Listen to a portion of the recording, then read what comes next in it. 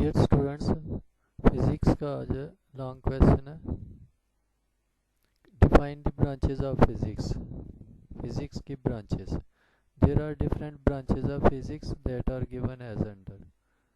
Mechanics, it is the study of motion of objects, its causes and effects. Heat, number 2, it is the branch of physics that deals with the nature of heat, modes of transfer, and effects of heat. Motion, nature of heat क्या है? Modes of transfer कैसी होती है? And effects of heat के effects क्या है? Sound, it is the branch of physics that deals with the physical aspects of audible sound. Physical aspects of Audible sound. Audible जो सुनी जा सकती है, साउंड वेव्स है, तो जो सुनी जा सकती है उसकी physical aspects, their production, properties and applications. Light, it is the branch of physics that deals with. सब में वो बड़े आसानी से उसने सेंटेंसेस यूज़ किया। It is the branch of physics that deals with. आगे जो वो उसकी अलग-अलग प्रॉपर्टीज़ हैं वो आप याद करें साथ। It is the branch of physics that deals with the physical aspects of light, it's properties, working and use of optical instruments. Optical instruments, lens, glass, optics में जो यूज़ होते हैं ग्लासेस में। Electricity and magnetism, it is the study of the charges at rest and in motion. Charges at rest and in motion. In motion हो तो वो current बन जाती है, at rest हो तो वो सिर्फ चार्ज है। Their effects and their relationship with magnetism. तो ये electricity and magnetism. Atomic physics, it is the study of the structure and properties of atoms. Atomic नाम से जाहिर है atoms है। Study of the structure and properties of atoms. ये 6 branches याद करनी है और लिखनी है। केमिस्ट्री का क्वेश्चन नंबर 7 है। Define mixture, how is it classified. Matter pure form में हो तो वो एलिमेंट है या कंपाउंड है, उसकी फिक्स्ड रेशियो होती है ऑफ एलिमेंट्स। और मिक्सचर में फिक्स्ड रेशियो नहीं होती, किसी भी रेशियो से आप मिक्स कर सकते हैं। तो मिक्सचर की डेफिनेशन क्या है? व्हेन टू और मोर एलिमेंट्स और compounds mix up physically without any fixed ratio they form a mixture. Chemically ना मिले, फिजिकली कंबाइन हो तो इसको मिक्सचर कहते हैं। फिक्स्ड रेशियो भी नहीं है और केमिकली कंबाइंड भी नहीं है। On mixing up the component substances retain their own chemical identities and properties. तो जो एलिमेंट्स या कंपाउंड्स हम मिक्स कर रहे हैं उनकी अपनी प्रॉपर्टीज़ मेंटेन रहती हैं, चेंज नहीं होती। कंपाउंड में चेंज हो जाती हैं। ऑक्सीजन और हाइड्रोजन गैसेज हैं और उनकी अपनी अलग-अलग प्रॉपर्टीज़ हैं। फॉर एग्जांपल ऑक्सीजन हेल्प करती है बर्निंग में, लेकिन जब वो मिक्स होके कंबाइन होके केमिकली कंबाइन होके वाटर बन जाता है तो फिर उनकी अपनी प्रॉपर्टीज़ ख़त्म हो जाती हैं, लेकिन मिक्सचर में उनकी अपनी प्रॉपर्टीज़ कायम रहती हैं। The mixture can be separated into pair and compounds by physical methods. तो इनमें उन मिक्सचर में जो कंपाउंड्स है या एलिमेंट्स है उनको अलग भी किया जा सकता है सिंपल तरीके से, such as distillation, filtration, evaporation, precipitation और मैग्नेटाइजेशन। इन प्रोसेस से उनको अलग किया जा सकता है। क्लासिफिकेशन, मिक्सचर्स की क्लासेस कौन कौन सी हैं? होमोजीनियस मिक्सचर, होमोजीनियस मीन्स यकजान, एक जैसा, रेशोज की हर जगह एक ही जैसी हो। Mixtures that have uniform composition throughout are called homogeneous mixtures. For example air, gasoline, ice cream. तो इनमें इतना मिक्स किया जाता है या एयर में ऑटोमेटिकली गैसेस इतनी मिक्स है कि हर जगह हाइड्रोजन कार्बन इक्वल रेशो में है। ये इक्वल रेशो में यूनिफॉर्म कंपोजिशन हो तो homogeneous mixture, heterogeneous mixture. Heterogeneous mixtures are those in which composition is not uniform. यहाँ यूनिफॉर्म composition या composition is not uniform throughout. For example, soil, rock and wood. तो इनमें soil है for example, तो कहीं रेत ज़्यादा पत्थर कम, कहीं पत्थर ज़्यादा रेत कम, कहीं दूसरे एलिमेंट्स जो क्रस्ट में है, ऑक्सीजन है, सोडियम है, ऑक्सीजन है, हाइड्रोजन है, तो वो उनकी रेशियो डिफरेंट हो जाती है। तो ये एग्जांपल्स हैं हेट्रोजीनियस मिक्सचर्स के। आज सिर्फ यही क्वेश्चन है।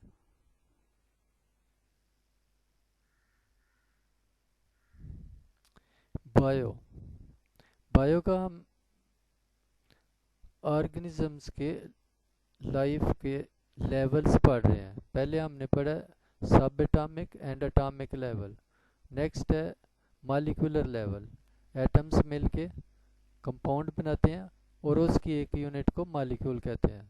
तो मॉलिक्यूलर लेवल, बायोमॉलिक्यूल्स वो मॉलिक्यूल्स जो लिविंग थिंग्स में है, अपना फंक्शन किरदार कर रहे हैं। In organisms bio elements usually do not occur in isolated forms. तो एलिमेंट्स अलग-अलग नहीं है, वो कंपाउंड्स में होते हैं या एक ही एलिमेंट के ऑक्सीजन है फॉर एग्जांपल, इसके 2 एटम्स मिलके मॉलिक्यूल बन जाता है, O2 बन जाता है।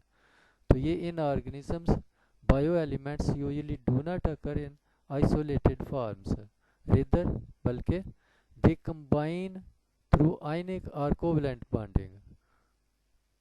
तो ये केमिस्ट्री में आपने आयनिक बॉन्ड और कोवलेंट बॉन्ड पढ़ा है या पढ़ेंगे तो उसकी डिटेल वहाँ आ जाएगी।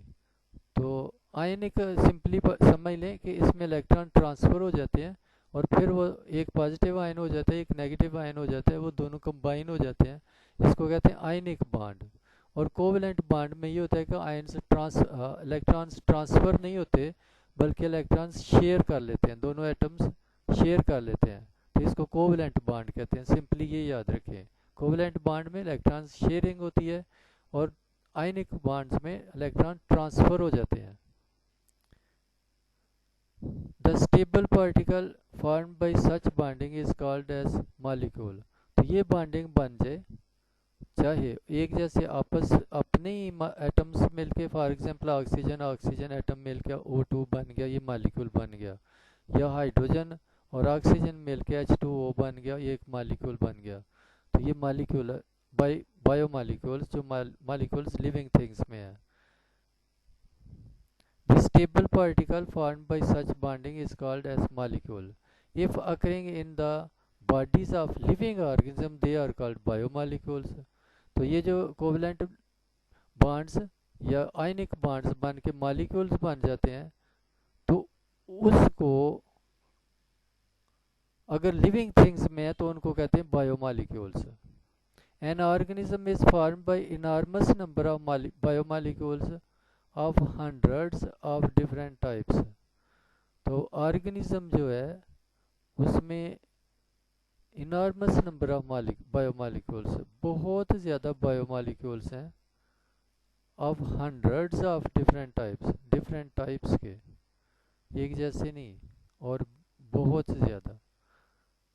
दीज मॉलिक्यूल्स आर इनॉर्मस, बहुत ज़्यादा डिफरेंट टाइप्स के। These molecules are the building material.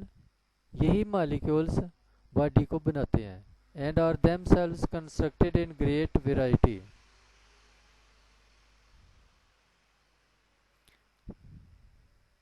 and complexity due to specific bonding arrangements. These molecules are building material and are themselves constructed in great variety and complexity due to specific bonding arrangements. तो यही molecules body को बनाते हैं और ये molecules खुद भी मुख्तलिफ तरीक़ों से बनते हैं, बॉडी के अंदर बनते हैं। क्लासिफिकेशन ऑफ बायोमॉलिक्यूल्स, बायोमॉलिक्यूल्स कितनी टाइप्स के हैं? Biomolecules may be classified as micromolecules. These are molecules with low molecular these are molecules with low molecular weight, ये छोटे मालिक्यूल्स हैं, for example glucose, water etcetera. Macro molecules, बड़े molecule. These are molecules with high molecular weight, ये ज़्यादा weight वाले molecules हैं, for example starch, proteins, lipids etcetera.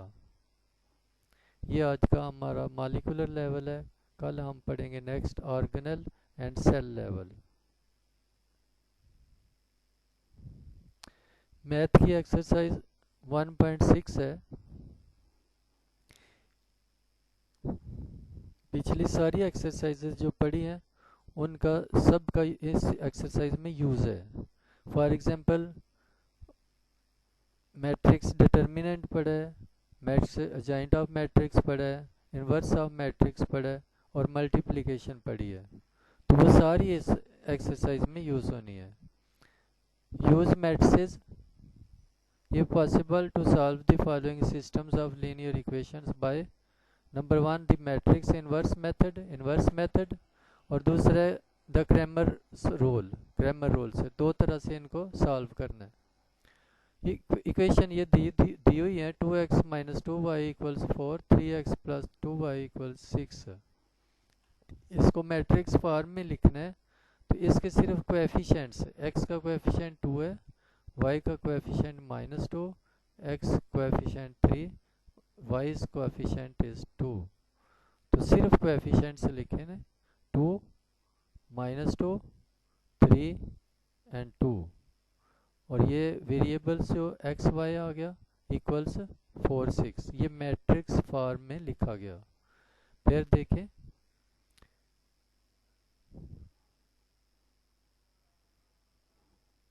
Coefficients, ये matrix of coefficients है 2, -2, 3, 2। These are variables X Y जो भी use हुआ है, ए बी एक्स वाई, तो एक्स वाई यहाँ यूज़ हुआ है, एंड दिस इज 4 6। तो इसको हम कहते हैं, ये ए मैट्रिक्स हो गया, ये एक्स मैट्रिक्स हो गया, और ये जो है ये बी मैट्रिक्स हो गया। ये हमने खुद लेट किया है। तो ए मैट्रिक्स ये है, एक्स मैट्रिक्स ये है, और बी मैट्रिक्स ये है। अब इसमें वेरिएबल अननोन जो वो एक्स वाई है, यानी हमने एक्स मैट्रिक्स फाइंड करना है।